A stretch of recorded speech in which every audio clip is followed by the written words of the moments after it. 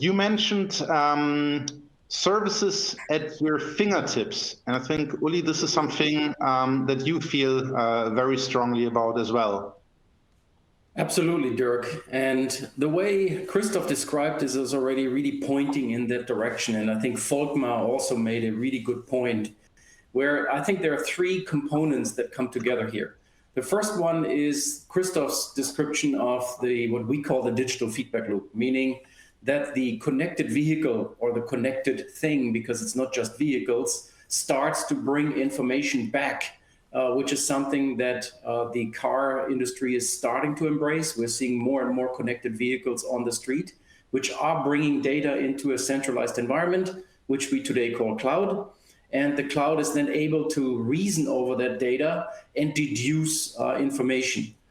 Tesla is actually one of the very famous users of this digital feedback loop already, where they actually use two components. One, the car itself, where it brings information back based upon telemetry, instrumentation, and so forth. So how hard were the brakes being used?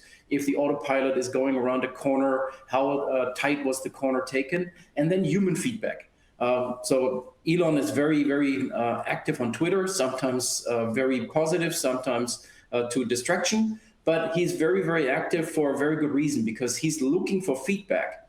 So one very famous case was people complaining that the Model 3 was taking the corners too hard from their perspective. And so he took the feedback, they compared it with the feedback from the car, and then they made adjustments to the auto drive. And that is really what we call the digital feedback loop, because on the one side, you have instrumentation from the car, but you have other channels as well that you bring together.